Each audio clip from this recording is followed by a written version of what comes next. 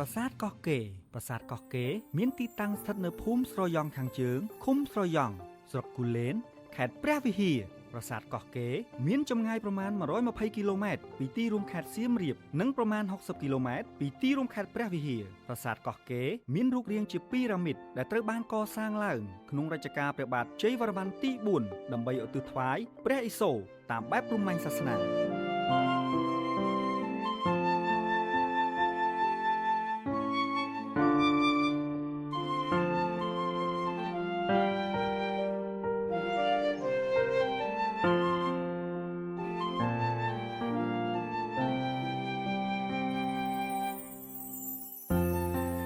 ចំពោះការប្រឆេទនៃការកសាងប្រាសាទកោះកេរ